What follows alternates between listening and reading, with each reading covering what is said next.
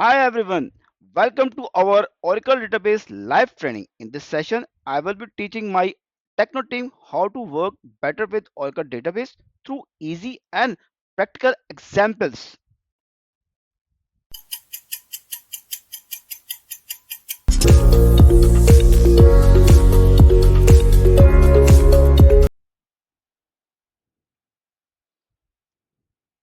ठीक है, तो आप लोगों को स्क्रीन शायद नजर आ रही होगी मेरी। अच्छा, क्लास आगे से करने से पहले लास्ट क्लास का एक इंट्रोडक्शन ले लेते हैं। लास्ट क्लास में हमने चार बेसिक चीज़ें डिस्कस की थी, जिसमें हमने किया था data, database, SQL and RDBMS. ठीक है। डेटा क्या था कि डेटा आपका जैसे नाम है, फादर नेम है, एज है, आपका NIC, this is your data. इस डेटा को इलेक्ट्रॉनिकली फॉर्मेट के अंदर हम स्टोर कर लेते हैं, दिस इज डेटाबेस। ठीक है। बाकी आती है एसक्यूएल। क्या है एसक्यूएल? क्या आपने डेटाबेस के साथ कम्युनिकेट करना है, एक स्ट्रक्चर्ड क्यूरी लैंग्वेज। आपने डेटाबेस के साथ कम्युनिकेट कैसे करना है वो आपको बताएगा एसक्यूएल। आरडीबीएमएस आपको बताएगा क्या है, relational database management system. Relational database management system आपको ये बता रहा है कि आपको रूल्स, आपने डेटा जो अपना रखना है उसको किस तरीके से रखना है। ठीक है। आपने उस डेटाबेस में इंसर्ट कैसे करना है, अपडेट कैसे करना है, डिलीट कैसे करना है, तो उसकी जो रूल्स हैं वो आपको आरडीबीएमएस बता रहा है। क्योंकि ये चार बेसिक कॉन्सेप्ट जो है हमने अपनी लास्ट क्लास में डिस्कस किए थे। अच्छा, अब हमारा लेसन 2 है इस तमाम चीज़ों के बारे में कि हमने आरडीबीएमएस के बारे में जो है एक एग्जांपल्स भी ली थी कि हमने आरडीबीएमएस को क्या है, जैसे 10 लाइक कि आपका जो डेटा है, दिस इज योर डेटा, आपका नेम, आपके पिक्चर्स हैं, आपका father name and IC, this is your data. ठीक है। और इसी डेटा को आप स्टोर करते हैं इलेक्ट्रॉनिकल फॉर्मेट के अंदर इन डेटाबेस, इसको हम कहते हैं डेटाबेस। अब ये देखें, इसी पिक्चर में आप देख रहे हैं कम्युनिकेशन टू पर्सन के दरमियान हो रही है, तो इसको हम क्या कर रहे हैं, एसक्यूएल। एसक्यूएल क्या है? अब ये कम्युनिकेशन के लिए इस्तेमाल हो रहा है कि विद इन डेटाबेस अगर आपने कम्युनिकेशन करनी है, डेटाबेस के साथ इंसर्ट करना है, डेटाबेस में अपडेट करना है, डेटाबेस में डिलीट करना है, तो हम क्या करेंगे, एसक्यूएल को यूज़ करेंगे। और वही चीज़ आती है आरडीबीएमएस, रिलेशनल डेटाबेस मैनेजमेंट। क्या बता रहा है आपको, रूल्स बता रहा है। ठीक है। कि आपको रूल्स किस किस्म के होंगे, आपका डेटा डुप्लीकेट नहीं होना चाहिए है। ठीक है। आप जैसे कि हमने एक बात डिस्कस की थी कि आपकी एक कोचिंग सेंटर के अंदर या आपके ऑफिस के अंदर अगर एक नाम के दो एम्प्लॉयज़ हैं, ठीक है, एक नाम के दो एम्प्लॉयज़ हैं, अब्दुल राफी के नाम के दो एम्प्लॉयज़ हैं या सरमद के नाम के दो एम्प्लॉयज़ हैं, तो अब आप उनको डिस्टिंग्विश कैसे करोगे, उनके एनआईसी नंबर से। तो क्या होता है, बहुत सी ऑर्गेनाइजेशन क्या करते हैं कि आप उस एम्प्लॉय का एक एम्प्लॉय आईडी बना लेते हैं। स्टूडेंट है तो स्टूडेंट आईडी बना लेंगे, तो उस एम्प्लॉय आईडी आपकी क्या है, वो यूनिक आईडी है। उस एम्प्लॉय आईडी के बिहाइंड पे क्या होगा, उस आपके एम्प्लॉय का नाम होगा, उसका फादर नेम है, उसका एनआईसी है। ठीक है। वो तमाम चीज़ें उस एम्प्लॉय आईडी के साथ अटैच्ड होंगी। ठीक है। तो वो क्या है, एक रिलेशनशिप है, एम्प्लॉय आईडी। तो यही चीज़ आपको रूल्स जो है आरडीबीएमएस के कॉन्सेप्ट बताएंगे। तो ये हम आगे डिस्कस भी करेंगे कि इसको आरडीबीएमएस के कॉन्सेप्ट को किस किस तरीके से कहाँ कहाँ इस्तेमाल करेंगे। तो ये चार बेसिक कॉन्सेप्ट आपको पता होने चाहिए हैं एक डेटाबेस को पढ़ने से पहले। तो ये हमने लास्ट क्लास में चीज़ें डिस्कस की थी। अब हम आते हैं लेसन 3 के ऊपर। लेसन 3 में क्या होगा कि हमने ये तो देख लिया कि डेटा क्या है, डेटाबेस क्या है, और एसक्यूएल के बारे में बात कर लिया, और आरडीबीएमएस का कॉन्सेप्ट भी हमने डिस्कस कर लिया। हम एक्चुअल जो डेटाबेस पढ़ने जा रहे हैं वो है ओरेकल डेटाबेस। ठीक है। अब ओरेकल डेटाबेस को हम पढ़ने जा रहे हैं, तो हमें पता होना चाहिए है कि डेटाबेस का, ओरेकल डेटाबेस का फ़ायदा क्या है। देखें, इस ओरेकल डेटाबेस में दो बेसिक ट्रैक हैं। दो बेसिक ट्रैक्स क्या हैं आपके, एक है एडमिनिस्ट्रेशन, एक है डेवलपमेंट। अच्छा, एडमिनिस्ट्रेशन क्या है कि उस डेटाबेस को चलाना कैसे। चलाना मतलब कि उसकी, लेट्स सपोज आप कोई गाड़ी लेते हो, उस गाड़ी को आपने परचेज किया, अब उस गाड़ी को ऑपरेट कैसे करना है। ठीक है। आप उसमें आपने ऑयल फिल करना है, ठीक है जी, आपने उसमें पानी भी बराबर रखना है, ठीक है, और गाड़ी को साफ सुथरा रखना है। तो ये आप गाड़ी को चलाने के लिए, लॉन्ग रनिंग गाड़ी को चलाने के लिए ये मेंटेनेंस के काम परफॉर्म करते हैं ना। ठीक है। और गाड़ी में कोई ख़राबी होती है तो आप वो मैकेनिक के पास लेके जाते हैं। वैसे ही डेटाबेस की बात करते हैं, डेटाबेस भी आपने देखे चलानी है तो उसकी मेंटेनेंस भी परफॉर्म करनी है, उसके बैकअप्स लेने। ठीक है, आपकी अगर डेटाबेस किसी वजह से डाउन हो जाती है तो आपको उस डेटाबेस का बैकअप भी होना चाहिए। जैसे कोई गाड़ी है आपके पास, अगर गाड़ी आपकी ख़राब हो जाती है तो आपको उसको बैकअप भी होना कि हाँ जी, अगर गाड़ी ख़राब हुई है तो मैं नेक्स्ट अपने ऑफिस जाना है तो मैं कैसे जाऊँगा।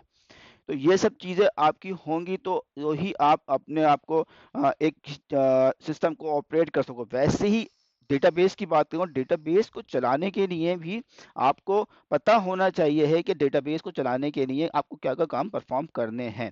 ठीक है? तो इसमें 2 मेन कैटेगरीज़ हैं डेटाबेस की आती हैं ओरेकल डेटाबेस में, जैसा मैंने आपको बताया, एक ओरेकल डेटाबेस एडमिनिस्ट्रेशन, एक आती है ओरेकल डेटाबेस की प्रोग्रामिंग। एडमिनिस्ट्रेशन आता है डीबीए, डेटाबेस एडमिनिस्ट्रेटर। ठीक है, अब हम बात करते हैं डेटाबेस एडमिनिस्ट्रेटर की कि डेटाबेस एडमिनिस्ट्रेटर क्या है। डेटाबेस एडमिनिस्ट्रेटर क्या है कि वो क्या करेगा, उसकी रिस्पॉन्सिबिलिटीज क्या होंगी। हम जो डेटाबेस पढ़ने जा रहे हैं उसकी, उस डीबीए की रिस्पॉन्सिबिलिटीज क्या होंगी। रिस्पॉन्सिबिलिटीज ये होंगी कि आपकी डेटाबेस की इंस्टॉलेशंस, आपकी डेटाबेस की ट्यूनिंग। ठीक है, ट्यूनिंग में क्या आती है कि डेटाबेस की उसको सही तरीके से चलाना। ठीक है, एज पर यूजर जब भी आपका डेटाबेस एक्सेस कर सके, करने आए, जब भी एक्सेस करने आए तो वो आपका डेटाबेस उस वक्त अवेलेबल हो। जब भी यूजर किसी भी टाइम के ऊपर एक्सेस करने आए 24/7 किसी भी टाइम के ऊपर डेटाबेस को एक्सेस करने आए तो उस वक्त डेटाबेस आपका अवेलेबल होना चाहिए। This is the main responsibility of database administrator. ठीक है, main responsibility of database administrator. अब वो डेटाबेस एडमिनिस्ट्रेटर इस चीज को मेंटेन करने के लिए क्या क्या चीजें करेगा। डेटाबेस का बैकअप्स होना चाहिए, डेटाबेस का एक मेन कॉपी आपकी कहीं अवेलेबल होनी चाहिए, फॉरन मतलब एक कॉपी आपकी ऐसी अवेलेबल होना चाहिए है जो आपको विद इन अ सेकंड आपका सिस्टम अप कर सके। तो this is the main responsibility of database administrator. अब अगर इंडस्ट्री में देखें तो ओरेकल डीबीए जितने भी, जैसे मैं बात करता हूँ के इलेक्ट्रिक है, आपके जितने आपके बैंक्स इन्वायरमेंट है, जैसे आप बैंक अल्फा ले लें, आप यूबीएल है। ठीक है, पाकिस्तान के जितने भी बैंकिंग इन्वायरमेंट है और आपके पाकिस्तान से बाहर भी किसी चले जाएं, बड़े इन्वायरमेंट चल रहे हैं, वहाँ पे मेन जो कोर सिस्टम का चल रहा होगा वो ओरेकल डेटाबेस पे चल रहा होगा। एक एवरेज मैं अपनी अंदाजा बताता हूँ कि मैं 60 to 70% अराउंड द वर्ल्ड तो ओरेकल डेटाबेस इस वक्त चला रहे हैं लोग। फिर आता है आपका दूसरा परसेंटेज आपका है एसक्यूएल सर्वर की डेटाबेस भी लोग यूज करते हैं। ठीक है, माई स्क्यूएल भी इस्तेमाल करता हूँ, मगर मेन आपको जो फोकस लिया हुआ है खास तौर पर एशियन के अंदर, एशिया मार्केट के अंदर ओरेकल डेटाबेस एक बड़ा शेयर है, मौजूद है ओरेकल डेटाबेस का। तो उसके लिए हमें ओरेकल डेटाबेस की चीज़ें पता होनी चाहिए हैं कि ओरेकल डेटाबेस चलता कैसे। जो आपको दो मैंने फील्ड बताई, एक एडमिनिस्ट्रेशन, आती है डेवलपमेंट। डेवलपमेंट में क्या आता है, प्रोग्रामिंग। प्रोग्रामिंग में आता है कि आपने कोडिंग करनी है, आपने कोई सॉफ्टवेयर डेवलप करना है, आपने इन्वेंटरी सॉफ्टवेयर बनाना है या आपने एचआर का सॉफ्टवेयर बनाना है। ठीक है, और आपका कोई रिसीविंग का सॉफ्टवेयर है, पेरोल है, वटेवर। तो इस किस्म के सॉफ्टवेयर डेवलप करने के लिए आपको ओरेकल डेटाबेस की प्रोग्रामिंग का ट्रैक में जा सकते हैं, मगर उन ये दोनों ट्रैक पे जाने से पहले आपको बेसिक ओरेकल डेटाबेस का कॉन्सेप्ट पता होना चाहिए है, जब भी आप क्या कर सकते हैं, डेटाबेस को ऑपरेट करेंगे। अगर डेटाबेस का मेन आर्किटेक्चर नहीं पता है ओरेकल डेटाबेस का, तो फिर आप उसमें डेवलपमेंट भी करने जाएंगे तो आप परेशान ही रहेंगे। ठीक है, क्योंकि आपको अगर उसका मेन आर्किटेक्चर नहीं पता है तो आप उसमें जो है डेटाबेस में प्रोग्रामिंग भी नहीं कर सकते, और फिर एडमिनिस्ट्रेशन तो आप कर ही नहीं सकते, क्योंकि आपको अगर आर्किटेक्चर नहीं पता तो एडमिनिस्ट्रेशन उसकी डेटाबेस की ट्यूनिंग कैसे करोगे। और आपका आर्किटेक्चर नहीं पता है तो फिर आप उस डेटाबेस की प्रोग्रामिंग कैसे करोगे। ठीक है, कोई सेलेक्ट लिखनी है, आपने सेलेक्ट लिखना है वटेवर इस टेबल से, तो आपको पता होना चाहिए कि वो जो सेलेक्ट आप लिखने जा रहे हो, जो प्रोग्राम में लिखोगे, वो सेलेक्ट कैसे एग्जीक्यूट होगी, वो किस किस मरहले से किस किस पोजीशन पे होती हुई आपकी डेटाबेस में से डेटा कलेक्ट करके आपको रिटर्न करेगी। तो वो आपको जब पता होगा तो ही आप एक प्रॉपर सेलेक्ट लिख सकोगे। ठीक है, ताकि वो सेलेक्ट आपकी नैनो सेकंड में, विद इन अ सेकंड्स, वो आपका रिजल्ट आपको फैच करके ला सके। अगर वही सेलेक्ट आप लिखते हो, वो डेटा आपका घंटों ले रहे हैं या मिनट, मतलब एक एक दो दो घंटे ले रहे हैं, तो फिर तो यूजलेस है डेटाबेस में आपका वो ये चीज़ बनाना। तो वही चीज़ है टेक्नोलॉजी में, अगर आप कोई बात करते हैं कि आप सिंगल क्लिक करते हैं तो आपका डेटा उसी वक्त आपको रिटर्न होता है ना। वो वही चीज़ हमने कंट्रोल करनी है कि आपको अब चीज़ें पता होंगी तो ही आप ये चीज़ सही तरीके से कोई डेटाबेस की एडमिनिस्ट्रेशन भी कर सकते हो और कोई डेटाबेस की प्रोग्रामिंग भी कर सकते हो। ठीक है, अब आती है, सबसे पहले हम बात कर लेते हैं डेटाबेस की टाइप कौन सी। डेटाबेस टाइप्स आती हैं, एक है एसक्यूएल, एक है नो एसक्यूएल। अब ओरेकल डेटाबेस है, एसक्यूएल डेटाबेस है। SQL database structured Curie language, जिसमें अंदर चार जो हमने तो अभी लास्ट डिस्कस किए थे, आरडीबीएमएस होगी, रिलेशनल डेटाबेस मैनेजमेंट सिस्टम, ठीक है, और वो एसक्यूएल होगी। एसक्यूएल क्या है, एक स्ट्रक्चर्ड है, एक स्ट्रक्चर्ड क्यूरी लैंग्वेज, ठीक है, एक स्ट्रक्चर क्यूरी लैंग्वेज डिजाइन कर दी कि जिसमें बहुत जितनी डेटाबेस है, एसक्यूएल सर्वर है आपकी, माइक्रोसॉफ्ट एसक्यूएल सर्वर है, माई सीक्वल है, पोस्टग्रे है, ओरेकल डेटाबेसेस हैं, और IBM DB2 है, ठीक है। ये जितनी भी डेटाबेसेस हैं कि क्या कर रही हैं, एसक्यूएल को सपोर्ट कर रही हैं। एक डेटाबेस, बहुत सी डेटाबेसेस हैं नो एसक्यूएल, इसमें आप one of the popular database है मोंगोडीबी। इसमें क्या हो रहा है, आपके डॉक्यूमेंट सेव करने के लिए तो वो मोंगोडीबी इस्तेमाल कर रहे हैं, उसमें क्या डेटा आपका जा रहा है इन एक्सएमएल फॉर्मेट में, तो ठीक है। तो क्या है, हमारी डेटाबेस की टाइप्स हो गई, एक एसक्यूएल बेस्ड डेटाबेस है, एक नो एसक्यूएल डेटाबेस है। अब बात करते हैं ओरेकल डेटाबेस क्या है। जहां तक किसी को सवाल है तो पूछ सकता है,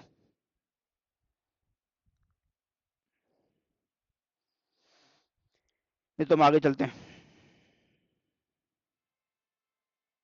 चलिए देख लेते हैं हमारे, ठीक है, अब्दुल राफे की तरफ से रिस्पॉन्स है कि कोई सवाल नहीं है, ठीक है। तो बाकी भी समझता हूँ मैं, कोई आप लोगों को समझ में आ रहा है, ठीक है। फिर ये चीज़ें जब क्विज करेंगे तो इंशाल्लाह फिर हम ये समझ में भी आ जाएगा आपको कितना हमने समझा है आपने, ठीक है। अच्छा चलें आगे चलते हैं। आता है जी ओरेकल डेटाबेस के बारे में। अब ओरेकल डेटाबेस क्या है, ओरेकल डेटाबेस हमने पढ़ तो लिया डेटाबेस के बारे में कि डेटाबेस क्या है, डेटा क्या है, डेटाबेस क्या है, एसक्यूएल क्या है, ठीक है, आरडीबीएमएस का है। अब आते हैं ओरेकल डेटाबेस का। ओरेकल डेटाबेस का जस्ट लाइक एक इंजन है जो कि ओरेकल ने डिजाइन किया डेटाबेस को कंट्रोल करने के लिए, ठीक है ना। अब डेटाबेस को कंट्रोल करने के लिए क्या हो गया कि डेटाबेस में डेटा इंसर्ट कैसे करना है, अपडेट कैसे करना है, ये तो आपको एसक्यूएल ने बता दिया ना। मगर हर डेटाबेस का इंजन, आप जैसे कोई गाड़ी लेते हो तो आप टोयोटा की गाड़ी अलग है, होंडा की गाड़ी अलग है, सुजुकी की गाड़ी अलग है, तो हर किस्म की गाड़ियां हैं। तो वैसे ही अगर हर गाड़ी की बेसिक बेसिक फंक्शनैलिटी सेम है, वैसे ही डेटाबेस की जितनी भी डेटाबेसेस हैं, जो एसक्यूएल डेटाबेस है, उनकी बेसिक फंक्शनैलिटी सेम है। क्या काम है उनका, डेटा को इंसर्ट करवाना और डेटा को आपको रिट्रीव करके दिखाना, यही बेसिक फंक्शनैलिटी है ना। मतलब आपने डेटा को इंसर्ट करना है और उसको सेलेक्ट करके आपने रिट्रीव करना है, आपको यूजर को दिखाना है। दो बेसिक देखा जाए तो बेसिक फंक्शनैलिटी एक डेटाबेस की ये होनी चाहिए। मगर अब इन चीज़ों को परफॉर्म करने के लिए डिफरेंट किस्म के इंजन मौजूद हैं, जिसका एक इंजन डिज़ाइन किया है ओरेकल ने। ओरेकल ने अपना डेटाबेस इंजन डिज़ाइन किया है, और उसको इंजन को यूज़ करते हुए वो इंजन डेटाबेस को किस तरीके से मेंटेन करना है वो हम आगे के डिस्कस करेंगे। तो ओरेकल डेटाबेस एक डेटाबेस इंजन है जो कि ओरेकल कॉरपोरेशन ने डिजाइन किया। अब इसमें क्या है, आपने ओरेकल डेटाबेस के डिफरेंट किस्म के एडिशन है। फर्स्ट वन है स्टैंडर्ड एडिशन, एक है आपका एक्सटेंडेड एडिशन, ठीक है, एक आपका एंटरप्राइज एडिशन, एक आपका पर्सनल एडिशन, और लास्ट वन आपका ऑटोनोमस। स्टैंडर्ड एडिशन, इतने भी एडिशन है ना, इन एडिशन में क्या किया आप देखें ओरेकल ने किस तरीके से किया, हर प्रोडक्ट, ये क्या एडिशन इस तरीके से बनाया कि हर एडिशन की अपनी अपनी फीचर्स होंगे, ठीक है। कोई एडिशन ऐसा है कि जो सिर्फ डेवलपर जो पर्सनल यूज में इस्तेमाल होगा वो क्या होगा, पर्सनल एडिशन कर दिया। जो डेवलपर इस्तेमाल कर रहे हैं वो एक्सपर्ट एडिशन कर दिया। जो छोटी ऑर्गेनाइजेशन जिनको लार्ज स्केल पे काम नहीं कर रहे हैं उनके लिए स्टैंडर्ड एडिशन है, और बड़े स्केल पे काम कर रही है वो एंटरप्राइज एडिशन है, ठीक है। अब ये बड़े, इसको क्या है, देखिए बेसिक फंक्शनैलिटी सब में सेम होगी, बेसिक फंक्शनैलिटी सब में सेम होगी। जैसे कि आप कहते हैं गाड़ी लेते हैं, अब एक गाड़ी करोला है, ठीक है, वैसे ही आपकी एफएक्स कोई गाड़ी लेते हैं या आप मेहरान है, तो अगर इन तमाम गाड़ियों की बेसिक फंक्शनैलिटी देखें तो सबकी सेम है, मगर उन सब गाड़ियों में बेसिक फीचर्स जो है, जो फीचर्स हैं, एक्सटेंडेड फीचर्स हैं, वो डिफरेंट है। वैसे ही ओरेकल डेटाबेस एंटरप्राइज एडिशन की बात करते हैं तो एंटरप्राइज एडिशन के अंदर मुख्तलिफ किस्म के फीचर्स बहुत ज़्यादा हैं, ठीक है। परफॉर्मेंस ट्यूनिंग के आपको ऑप्शन हैं, आपको परफॉर्मेंस इशू आता है तो वो ऑटो ट्यून करेगा, वो आपको इसकी रिपोर्ट प्रोवाइड करेगा, ठीक है। कोई और इंडेक्स को रीबिल्ड करना है तो वो आपको एंटरप्राइज एडिशन में मौजूद होगा। तो स्टैंडर्ड एडिशन है उसमें आपको ऑनलाइन रीबिल्ड नहीं मिलेगा, ठीक है, उसमें कुछ लिमिटेड फीचर्स आपको मिलेंगे। आपका आता है एक्सपेक्ट एडिशन के अंदर क्या होगा, वो आपको जो आपके कुछ फीचर्स ऐसे हैं जो कब एंटरप्राइज एडिशन में मिल सकते हैं वो आपको एक्सटर्नल एडिशन में नहीं मिल सकते। तो यही किया गया, ओरेकल ने क्या किया, इन तमाम एडिशंस को क्यों बनाया, सिर्फ लाइसेंसिंग की कॉस्ट, क्योंकि हर प्रोडक्ट की अपनी एक कॉस्ट है।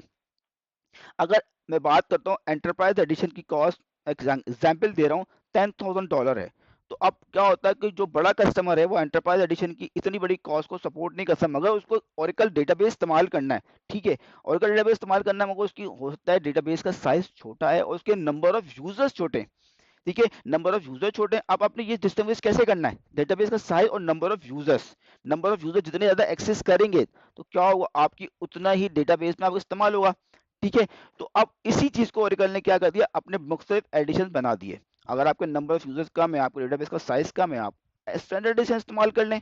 आपको हाई अवेलेबिलिटी नहीं चाहिए, ठीक है, तो आप क्या करें, एक्सटेंडेड एडिशन इस्तेमाल करें या पर्सनल एडिशन इस्तेमाल करें। आपको हाई अवेलेबिलिटी, अब हाई अवेलेबिलिटी क्या है कि लेट्स सपोज आपकी एक डेटाबेस किसी वजह से क्रैश होती है, second database automatically with in a seconds आपके सेकंड डेटाबेस चलना शुरू हो जाए, सब कहते हैं रियल एप्लीकेशन क्लस्टर। तो अब ये तमाम के तमाम फीचर्स हैं जो इन फीचर्स में ओरेकल ने क्या किया, आपने इन एडिशंस में इन तमाम फीचर्स को डिस्टिंग्विश कर दिया, हर एडिशन में कुछ कम फीचर कर दिए ताकि हर यूजर डेटाबेस को अफोर्ड कर सके, ठीक है। आज की लास्ट वन है कि ऑटोनोमस। ऑटोनोमस क्या है, इसमें डेटाबेस एडमिनिस्ट्रेटिव टास्क ही खत्म कर दिया ओरेकल ने, आपको डीबीए की जरूरत ही नहीं है। ये कहाँ चल रही है, जो कि आपकी क्लाउड डेटाबेसेस है, जो क्लाउड पे चल रहा है। आपने क्लाउड आजकल जितनी भी बैंकिंग सेक्टर तो क्लाउड पे नहीं चल रहा है, मगर जो मल्टीनेशनल फर्म्स हैं वो ज़्यादातर जो कि उनको स्टेट बैंक की तरफ से अगर कोई मसला नहीं है, जो वो अपना कस्टमर रिलेटेड डेटा वो अगर क्लाउड पर रख सकते हैं तो वो ऑटोनोमस डेटाबेस इस्तेमाल करें और ऑटोनोमस क्लाउड पर अपनी डेटाबेस रख सकते हैं। इसमें डीबीए की कोई ज़रूरत नहीं है। बैकअप ओरेकल की अपने सर्वर्स हैं, स्पेशलाइज्ड सर्वर्स हैं, वो वहीं पे ऑटोमेटिक बैकअप होंगे। कोई हाई अवेलेबिलिटी होगी तो ऑटोमेटिक ओरेकल खुद ही प्रोवाइड करेगा। कोई परफॉर्मेंस के इशू आएंगे तो वो ओरेकल खुद ही देख रहा होगा, ठीक है। और ऑटो ट्यून डेटाबेस होंगे, अगर इंडेक्स की रिक्वायरमेंट भी होगी तो वो इंडेक्स भी खुद ही बनाएगा, आपके लिए कोई परेशानी की चीज नहीं है। ऑटोनोमस डेटाबेस में ओरेकल ने आपको ये एआई बेस है, ये लर्निंग कर रही है डेटाबेस, ठीक है। ये एआई बेस्ड टूल्स इसके अंदर ऑटोनोमस के अंदर ओरेकल ने प्रोवाइड कर दिए हैं, ठीक है, मगर हर कोई इसको अफोर्ड नहीं कर सकता। मगर बैंकिंग एनवायरनमेंट की बात करें तो बैंकिंग एनवायरनमेंट ऑटोनोमस को नहीं चलाएंगे, क्योंकि अब क्या है, बैंकिंग अपनी डेटाबेस को लेके क्लाउड पे लेके जा सकते नहीं, क्योंकि आपको उनका जितना डेटा है वो क्या कर रहा है, वो आपका कस्टमर का डेटा, हमारा फाइनेंशियल इंफॉर्मेशन हर किसी के पास है, ठीक है।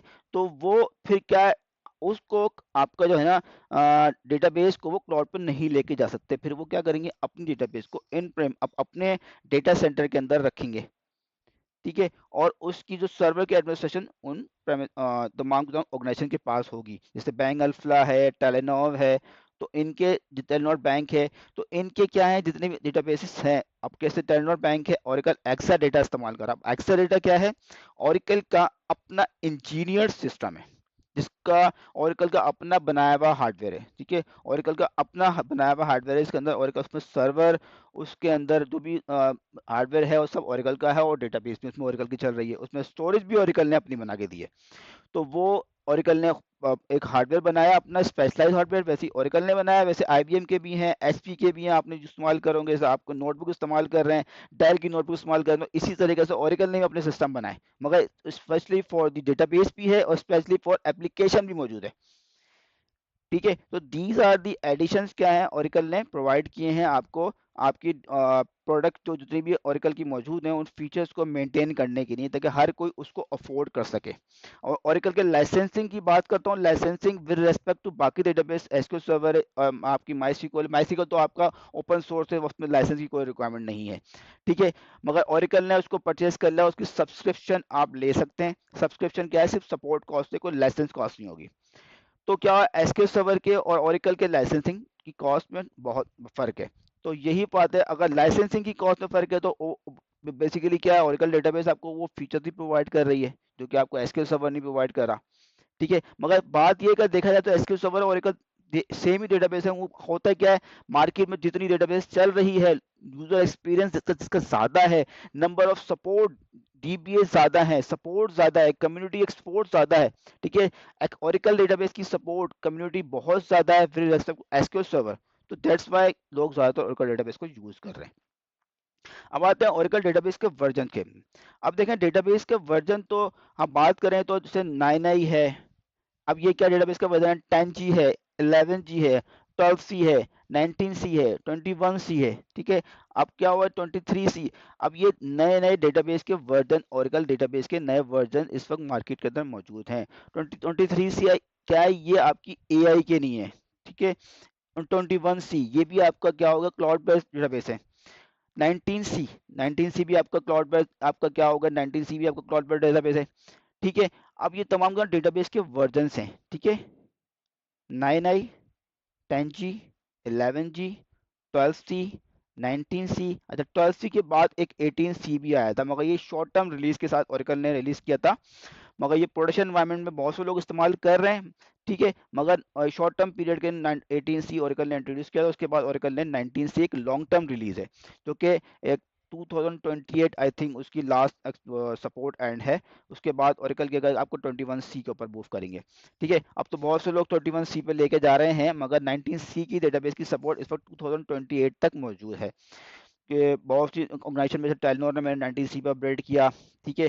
तो अभी के इलेक्ट्रिक भी 19C पे चला रहा है अपनी डेटाबेस, तो बहुत सी ऑर्गेनाइजेशन है अपनी डेटाबेस को 19C पे अब लेके जा रहे हैं, उनको लॉन्ग टर्म, अब लॉन्ग टर्म रिलीज है, क्योंकि अपडेट इसकी सपोर्ट है, क्योंकि ओरेकल अगर आपको कोई प्रोडक्ट दे रहा है तो उसकी सपोर्ट भी आपको देगा। सपोर्ट से क्या, अगर लेट्स सपोज किसी किस्म का कोई बग आता है डेटाबेस के अंदर, तो उस डेटाबेस के बग को रिजॉल्व करेगा, या उसके इनके पैचेस भी आपके क्वार्टरली बेस पे आते हैं, और फिर कोई बग आपके डेली बेस पे या मंथली बेस पे, ओरेकल वीकली बेस पे भी उसके पैचेस निकालता है। अगर कोई ऐसा बग है जो कि किसी कस्टमर ने ओरेकल को रिपोर्ट किया हो, तो ओरेकल ने उसको उसका फिक्स निकाला, तो वो भी ओरेकल आपको ओरेकल की साइट के ऊपर पैचेस मिल जाएंगे, ठीक है। तो ये एक ओरेकल डेटाबेस का हमने डिस्कशन कर ली।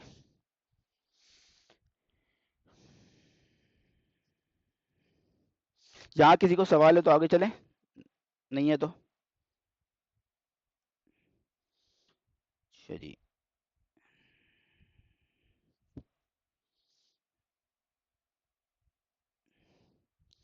अच्छा, ये ओरेकल डेटाबेस का, ओरेकल की एक अपनी बुक है फॉर द एडमिनिस्ट्रेशन। अच्छा, आज हम इससे एक छोटा सा चीज़ डिस्कस करते हैं, जो आपको एक आर्किटेक्चर मैंने इस वक्त बताया। अब हम आर्किटेक्चर के ऊपर जा रहे हैं कि ओरेकल डेटाबेस का आर्किटेक्चर क्या है, ठीक है। ये हमने पढ़ लिया इसमें कि रिलेशनल डेटाबेस है, आरडीबीएमएस बेस्ड सिस्टम है।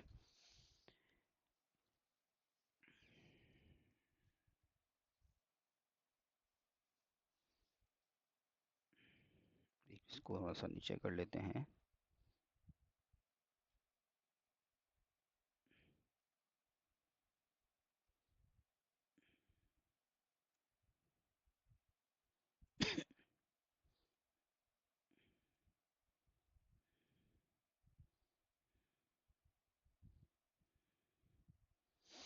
अच्छा देखिए, अब आपके सामने ये एक ऑप्शन आ रहा है, this is the client server, ठीक है, ये आता है।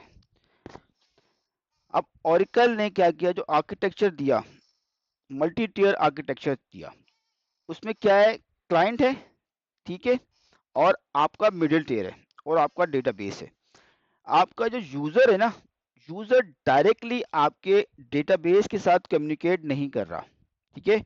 यूजर क्या कर रहा है, आपके क्या डेटाबेस पे कम्युनिकेट करने के लिए कोई एप्लीकेशन टूल इस्तेमाल करेगा, कोई एप्लीकेशन टूल होगा, ठीक है। जो एप्लीकेशन टूल हम अब आगे जाके पढ़ेंगे, तो एप्लीकेशन टूल को इस्तेमाल करते हुए तो मिडिल टियर क्या कर दिया, वो बीच में आपका क्या होगा, एक एप्लीकेशन टूल है, जो कि फिर जाके वो आपके डेटाबेस सर्वर के साथ कम्युनिकेट कर रहा है। कोई यूजर डायरेक्टली किसी डेटाबेस सर्वर के साथ कम्युनिकेट नहीं कर रहा, मगर वो यूजर जो है विद रेस्पेक्ट ऑफ एक मिडिल वेयर जो है उसको यूज करते हुए आपके डेटाबेस के साथ कनेक्ट करेगा, ठीक है। देखिए यहाँ पे हम देखिए, क्लाइंट डेटाबेस एप्लीकेशन इनिशिएट करेगा request from the application to perform a database server, ठीक है। तो क्या करेगा, अपनी रिक्वेस्ट जो है डेटाबेस सर्वर से कनेक्ट करने के लिए अपनी रिक्वेस्ट इनिशिएट करेगा। अब वो डेटाबेस होगी, अगर उसे कनेक्शन बनाना है तो उस डेटाबेस का एक प्रोसेस होगा, जो हम आगे आगे पढ़ेंगे। आर्किटेक्चर से आपको सिर्फ एक ओवरव्यू बताने का मकसद ये है कि उस डेटाबेस के ऊपर एक प्रोसेस ऐसा होगा जो कि डेटाबेस के साथ कम्युनिकेशन हमारी करवाएगा, ठीक है। और उस डेटाबेस को प्रोसेस को यूज करते हुए हम डेटाबेस के साथ कम्युनिकेट करेंगे।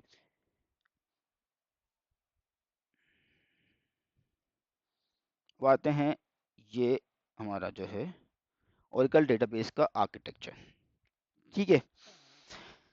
अच्छा, डेटाबेस का आर्किटेक्चर, अभी कोई मैसेज आया है, देख लेते हैं किसका क्या मैसेज है। ठीक है, ओरेकल डेटाबेस का आर्किटेक्चर। अच्छा, आर्किटेक्चर जो हम बात करते हैं, आर्किटेक्चर इस तरीके से हम डिस्कस करते हैं। देखिए आपके सामने पिक्चर आ रही है, इस पिक्चर को मैं आपको डिस्क्राइब करता हूँ, ये पिक्चर में ये क्या कहना चाह रहे हैं इस आर्किटेक्चर के अंदर। देखें, हम बात करें, अब हमने डिस्कस कर लिया कि और डेटाबेस क्या है और डेटाबेस, ओरेकल डेटाबेस क्या चीज़ है। ठीक है, अब हम उसका आर्किटेक्चर पढ़ने जा रहे हैं। अब मैं अगर बात करता हूँ, मैं एक ऑर्गेनाइजेशन स्टार्ट करता हूँ। ठीक है, मैं कोई ऑर्गेनाइजेशन स्टार्ट करता हूँ, तो ऑर्गेनाइजेशन स्टार्ट करने के लिए मैं बात करूंगा तो मुझे एक कोई एक लोकेशन चाहिए होगी जहाँ पे मैं अपना काम कर सकूंगा। ठीक है, या मैं कोई सुपर स्टोर ओपन करता हूँ, मैं सुपर स्टोर ओपन करता हूँ। ठीक है, तो सुपर स्टोर ओपन करने के लिए मुझे एक लोकेशन चाहिए होगी ना, एक जहाँ पे मैं अपनी सामान रख सकूंगा। लेट्स सपोज मैं ग्रोसरी का सामान रखता हूँ, तो उस लोकेशन पे जाकर सामान रखूंगा ना, तो मुझे और वो एक लोकेशन रिक्वायर्ड होगी। ओके, अब उस लोकेशन रिक्वायर्ड करने से पहले फिर मुझे जो कुछ लोग भी चाहिए होंगे जो कि मेरे उस प्रोडक्ट को सेल करेंगे और जो मेरे उस डिपार्टमेंटल स्टोर में काम करेंगे। ठीक है ना, तो मुझे कुछ लोग भी चाहिए होंगे। ऐसा ही है। अब ओरेकल भी क्या करता है कि अब अगर हम बात करें ओरेकल से एक स्टेप ऊपर आते हैं कंप्यूटर के ऊपर। देखिए सी आपने बस अब क्या, कंप्यूटर के अंदर देखा जाए तो तीन बेसिक कंपोनेंट्स होते हैं। फर्स्ट वन होता है हमारा सीपीयू, दूसरा होता है हमारी मेमोरी और तीसरा होता है हमारा हार्ड डिस्क। सीपीयू का क्या काम है, आपकी प्रोसेसिंग करना। ठीक है, कुछ भी टास्क आप देते हो, ऑपरेटिंग सिस्टम आपका क्या करता है, सीपीयू को यूज करते हुए आपकी टास्क परफॉर्म करता है। जैसे आपने माइक्रोसॉफ्ट वर्ड इस्तेमाल कर रहे हो, ठीक है, आप फेसबुक पे ब्राउजिंग कर रहे हो, तो ये सारी चीजें कौन प्रोसेस कर रहा है, वो आपका सीपीयू प्रोसेस कर रहा है। अब आपका एक आता है मेमोरी। मेमोरी में क्या हो रहा है कि आपका टेम्परेरी टेम्परेरी इंफॉर्मेशन जहां पे काम रिक्वायर्ड है वो आपकी मेमोरी में रख रहा है ओरेकल। ठीक है, आपका अभी ये मीटिंग खत्म हो गई, एक मिनट में आपको दोबारा मीटिंग शेयर करता हूँ।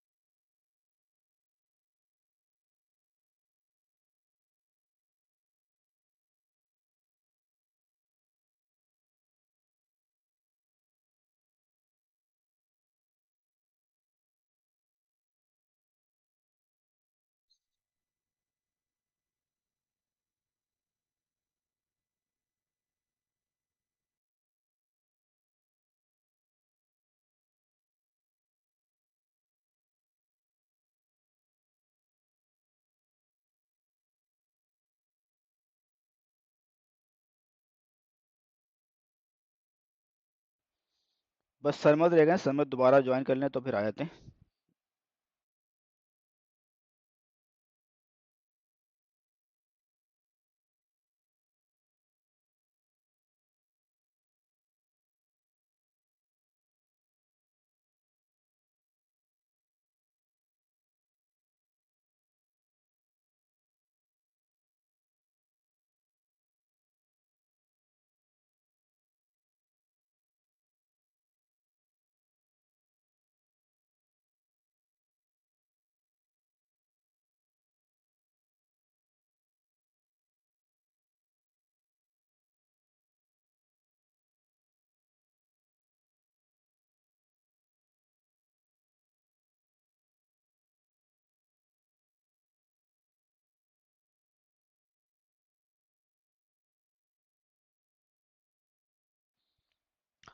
स्क्रीन नजर आ रही है आप लोगों को मेरी?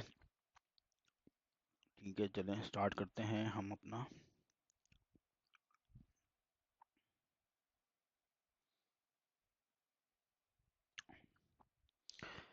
तो हम डिस्कस कर रहे थे आर्किटेक्चर के ऊपर ना,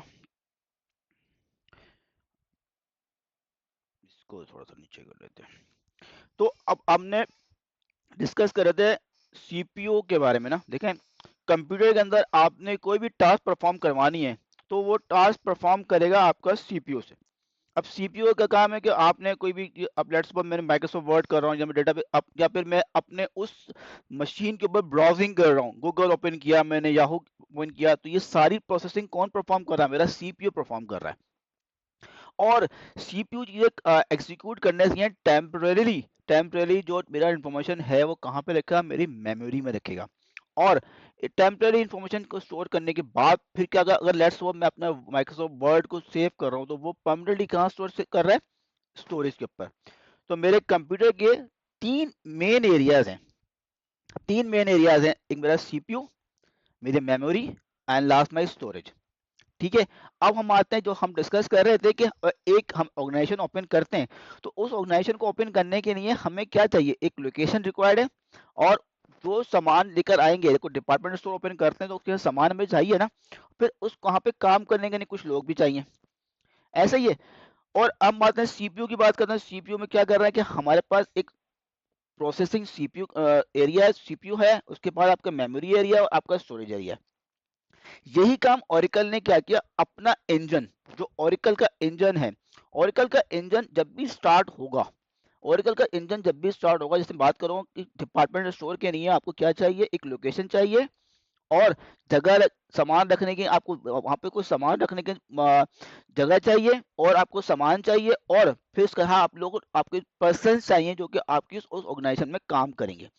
वैसे ही ओरेकल क्या करता है? एक अपना एरिया बनाता है, एक एरिया बनाता है जिसको कहते हैं instance. Instance in terms of Oracle database की टर्मिनोलॉजी के जो टर्म्स हैं उसके लिए इस्तेमाल करेंगे हम instance, Oracle instance.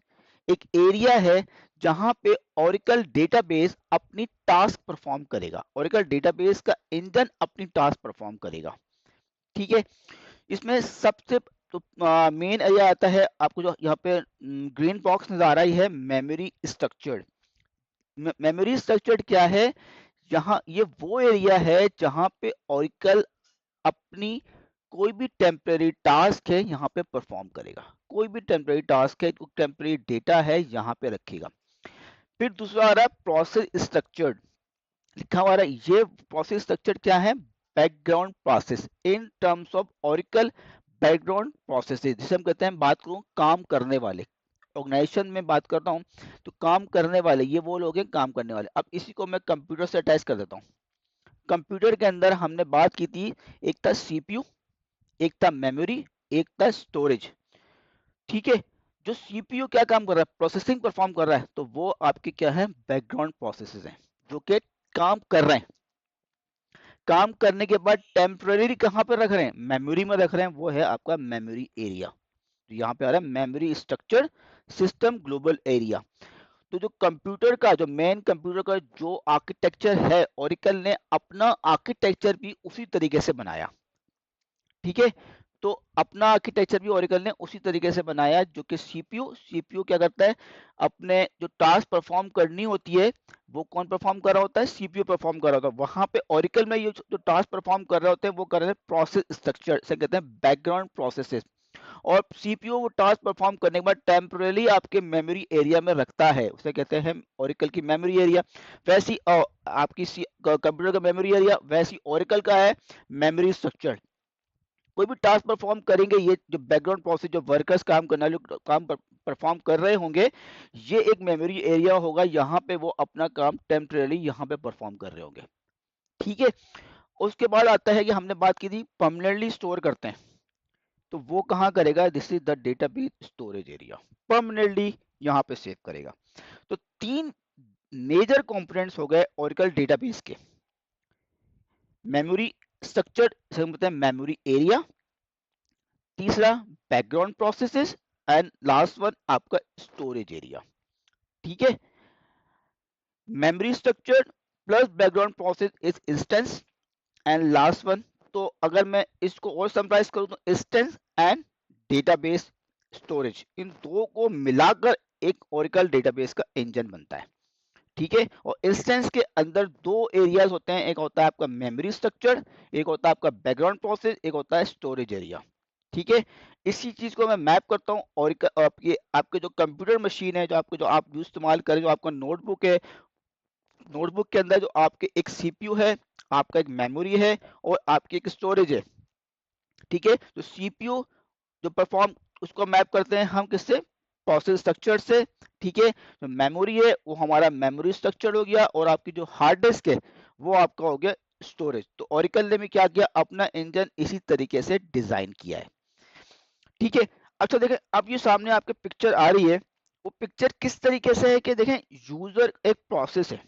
User process क्या है कि यूजर कोई भी प्रोसेस होगा, जैसे ब्राउजर आप ओपन करते हो, गूगल खोलते हो, ठीक है, आपने इंटरनेट एक्सप्लोरर ओपन किया, ठीक है, या आपने गूगल क्रोम ओपन किया, ये क्या है, ये एक एप्लीकेशन है, this is the user process.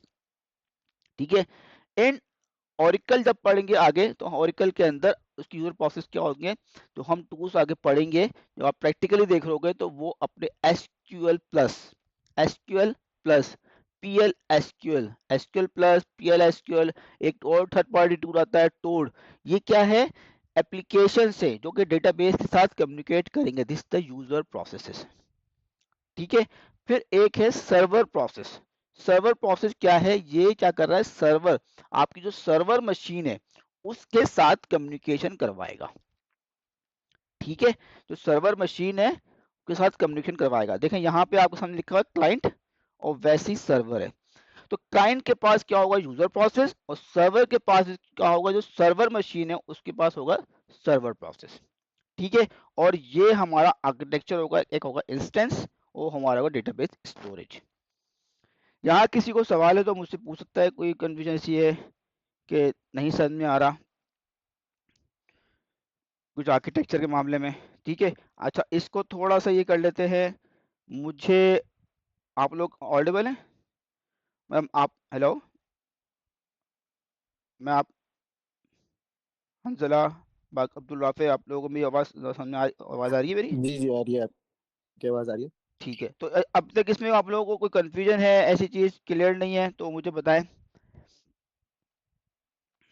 यार तो तकरीबन सर सब चीजें हैं, बस एक और दफा अगर आप ये वीडियो अपलोड करेंगे ना यूट्यूब पे तो थोड़ा सा देखना पड़ेगा ताकि वो चीज और सब पक्की हो जाए।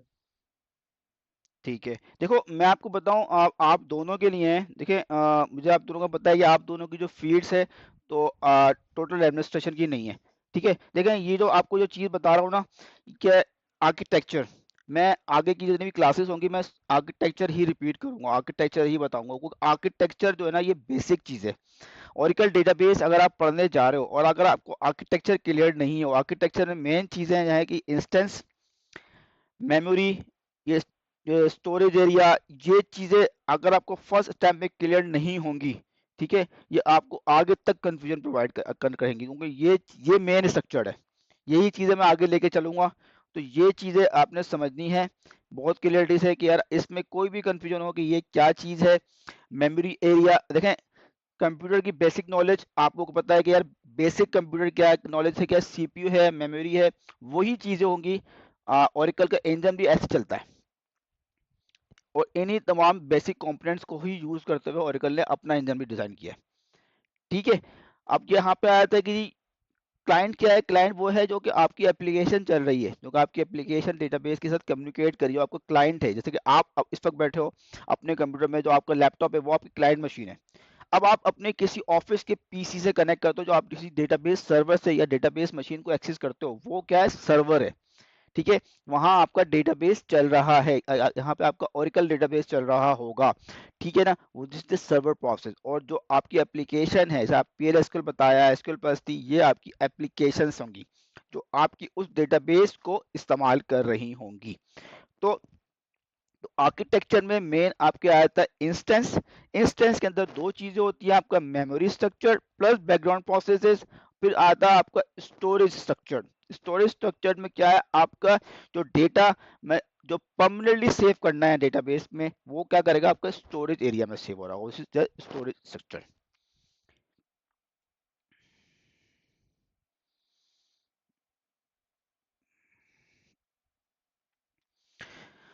अच्छा, अब एक चीज ना इसी को थोड़ा सा मजीद वो करते हैं। इंस्टेंस में हमने बात किया कि इंस्टेंस में क्या चीजें हैं, दो मेन चीजें होती हैं। क्या होती है, मेमोरी स्ट्रक्चर, ठीक है, और होता है आपका प्रोसेस स्ट्रक्चर। मेमोरी स्ट्रक्चर के अंदर दो कंपोनेंट्स होते हैं, ठीक है। अब इसको हम मजीद डिस्टिंग्विश करेंगे। इंस्टेंस में दो कंपोनेंट हो गए, memory structure and process area. अब मेमोरी स्ट्रक्चर में क्या क्या चीजें, मेमोरी स्ट्रक्चर में होता है सिस्टम ग्लोबल एरिया, हम कहते हैं SGA, ठीक है, सिस्टम ग्लोबल एरिया। SGA ये क्या है, इसके अंदर ओरेकल जितने भी टास्क ओवरऑल इंजन में जितने भी टास्क परफॉर्म कर रहा है, वो सारे टास्क जो है ओरेकल क्या करता है, अपना सिस्टम ग्लोबल एरिया में रखता है। लेट्स सपोज आपने कोई सेलेक्ट लिखी, सेलेक्ट स्टैटिक फ्रॉम कस्टमर, ठीक है ना, वो select static from customer where name is equals to Aamir, ठीक है, वो सेलेक्ट करके लेकर आया, सेलेक्ट करके लेकर आया, और वो सेलेक्ट करके लेके आने के बाद वो क्या करेगा, आपके जो मेमोरी एरिया है ना ओरेकल वहां पे जाके रख देगा। अब वो सेलेक्ट पहले अब्दुल राफे ने चलाई थी, वही सेलेक्ट एक टाइम पे हंसला चलाते हैं, ठीक है। तो अब क्या, एक मरतबा अब्दुल राफे ने जब वो सेलेक्ट चलाई, ठीक है, तो वो सेलेक्ट करने के लिए ओरेकल क्या करेगा, उसी सेलेक्ट को रीड निकालने के लिए जाके डेटाबेस में जाके स्टोरेज में जाके रीड करेगा और मेमोरी स्ट्रक्चर में जाकर रख देगा। वो कहाँ पे रखेगा, शेड आपका सिस्टम ग्लोबल एरिया SGA में जाके वो डेटा को स्टोर कर देगा। आपके उस डेटा को जो सेलेक्ट चलाई है, अब्दुल राफे ने चलाई, वो जाके उसने आपके मेमोरी में जाकर रख दी। अब वही सेलेक्ट हंसला ने चलाई, तो क्या करेगा ओरेकल, जाके दोबारा से स्टोरेज से नहीं पड़ेगा, मेमोरी से रीड करके आपको हंसला को रिटर्न कर देगा। तो क्या हुआ, फास्ट हो गया। जब अब्दुल राफे ने एक सेलेक्ट चलाई थी, तो उस टाइम के ऊपर वो उसने स्टोरेज से रीड करी, स्टोरेज से रीड करने मेमोरी में रखी और मेमोरी से रीड करके अब्दुल राफे को रिटर्न कर दी। मगर वही सेलेक्ट जब हंसला से चलाई, तो उस टाइम पे ओरेकल ने क्या किया, स्टोरेज से रीड नहीं किया, देखा ये वही सेलेक्ट है, तो उसने उठाया मेमोरी से उठाया, और मेमोरी से उठाने के बाद यूजर को रिटर्न कर दिए। तो वो कहाँ पे रख रहा है, वो कहते हैं सिस्टम ग्लोबल एरिया में, सिस्टम ग्लोबल एरिया में। तो इससे क्या हुआ, मेरी प्रोसेसिंग फास्ट हो गई। अगर जब हंसला ने सेलेक्ट किया था, हंसला के टाइम पे भी ओरेकल क्या करता है, स्टोरेज एरिया से रीड करता, मेमोरी में रखता और दूसरों को रिटर्न करता, तो क्या होता, मेरी एक ओवरहेड बढ़ रहा है, इसे मैं कह रहा हूँ ओवरहेड, ठीक है ना। तो एक स्टेप बढ़ रहा है, तो अब क्या हुआ, उस टाइम पे जो सेकंड टाइम में हंसला ने रीड किया, तो उस टाइम पे ओरेकल ने दोबारा से स्टोरेज एरिया से रीड नहीं किया, और उसने उठा के उसी जगह से रीड किया, आपके मेमोरी से रीड किया और रिटर्न कर दिया। तो क्या है, तो दूसरा हमने बड़ा मेन कंपोनेंट पढ़ा, जिसे हम कहते हैं शेड कहते हैं, या इसको आप कहते हैं सिस्टम ग्लोबल एरिया, ठीक है। सिस्टम ग्लोबल एरिया ये क्या है, ये ओवरऑल ओरेकल जितने भी ओरेकल के डेटाबेस इंजन हैं, जितने भी बैकग्राउंड प्रोसेस हैं, सबके सब की जो है शेड ग्लोब आपका शेड कर ले, या आप कह लें आप इसमें शेड मेमोरी एरिया है, इसे हम कहते हैं सिस्टम ग्लोबल एरिया। ओके, अच्छा हम इसके ऊपर आ जाते हैं।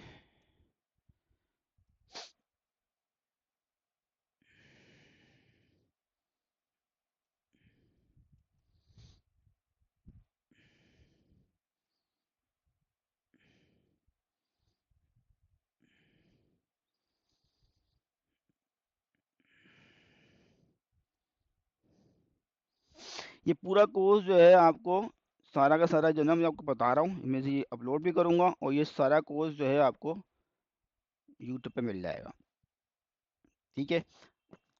वैसे ही मैं आपको स्टेप बाय स्टेप वहीं से देखते हुए पढ़ा रहा हूँ। तो अब हमने पढ़ा ओरेकल स्ट्रेंथ क्या कर रहा है, combination of Oracle background process plus memory structure, ठीक है। को आप क्या कर रहे हैं, यूजर को एक्सेस करने के लिए, यूजर को डेटा एक्सेस करने के लिए हम ये यूजर को access and manipulate the Oracle database, ठीक है। तो ये एक एरिया ओरेकल बना लेता है, हम कहते हैं इंस्टेंस। सेकंड क्या हो गया, स्टोरेज, स्टोरेज में क्या रखना है आपने, फिजिकल आपका डेटाबेस जो है आपको सेव हो रहा है, जो आपको कहाँ सेव हो रहा है, आपका स्टोरेज के अंदर सेव हो रहा है। ठीक है, तो अब आपका आता है ओरेकल डेटाबेस क्या चीज़ है, तो आपकी collection of physical file, memory structure and processes.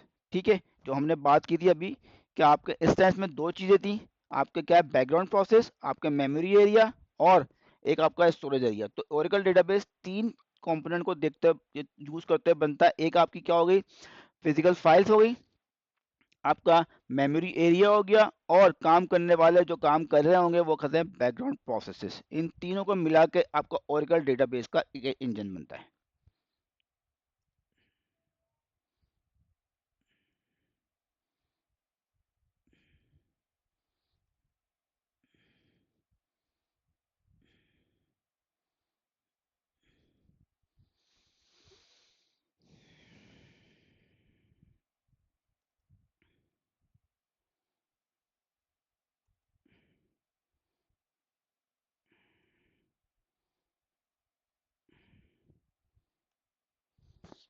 अच्छा, अब हमारा नेक्स्ट क्लास में हम जो डिस्कस करेंगे वो हम करेंगे SGA।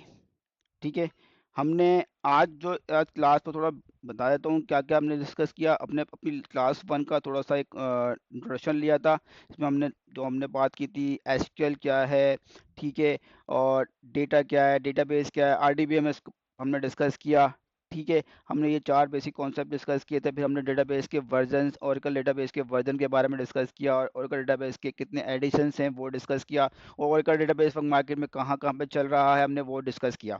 ठीक है, फिर हम आए ओरेकल डेटाबेस का आर्किटेक्चर डिस्कस करने के लिए कि ओरेकल डेटाबेस का इंजन चलता कैसे। इसमें हमने फिर डिस्कस किया, आपको बताया इंस्टेंस क्या है, बैकग्राउंड प्रोसेसेस क्या होते हैं, और उसके बाद हमने आपको फिजिकल स्टोरेज बताया, फिजिकल स्टोरेज क्या, और इसको हमने मैप किया कंप्यूटर के साथ। ठीक है, कंप्यूटर में क्या है, CPU है, मेमोरी है, आपका स्टोरेज जो आपके हार्ड डिस्क है। तो ये तीन मेजर कंपोनेंट जो हैं आपकी OS के भी हैं, और यही तीन मेजर कंपोनेंट देखा जाए तो आपके ओरेकल डेटाबेस के भी हैं। अब इन जो तीन मेजर कंपोनेंट मैंने आपको बताए, इसके अंदर आते हैं आपका मेमोरी एरिया आता है, आपका स्टोरेज आता है आपका, ठीक है, और आपका, अच्छा एक मिनट, अजान हो रही है।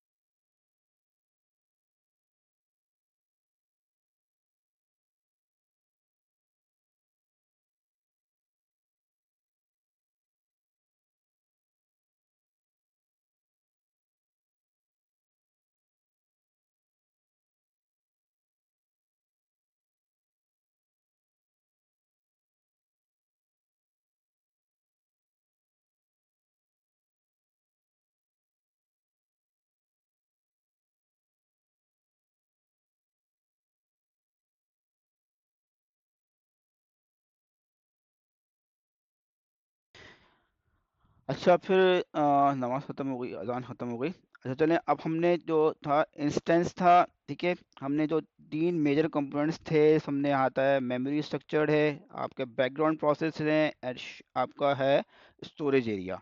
और यही आपके मेन कंप्यूटर के भी तीन बेसिक कंपोनेंट्स है, सीपीयू है आपका, मेमोरी है, और आपका जो है आपकी स्टोरेज है। तो यही तीन कंपोनेंट हमने डिस्कस किए अपनी क्लास में। तो अब हम इन तमाम एरियाज जो हमने डिस्कस किया, मेमोरी स्ट्रक्चर को हम मज़ीद डिस्कस किया, फिर हमने देखा एस क्या है। एस आपका सिस्टम ग्लोबल एरिया, जितने भी ओरिकल आपको सेलेक्ट परफॉर्म कर रहे हैं, ठीक है, तो आपका वो ब्लॉक्स जो है ओरिकल क्या कर रहा है, आपका सिस्टम ग्लोबल एरिया के अंदर रख रहा है। अब उस सिस्टम ग्लोबल एरिया के मजीद कितने कंपोनेंट्स हैं, वो हम नेक्स्ट क्लास में डिस्कस करेंगे। ठीक है, तो आज हमारी क्लास ख़त्म करते हैं, नेक्स्ट क्लास में इंशाल्लाह हम बाकी चीज़ें डिस्कस करेंगे। ठीक है, चलें भाई, ओके, अल्लाह हाफिज़।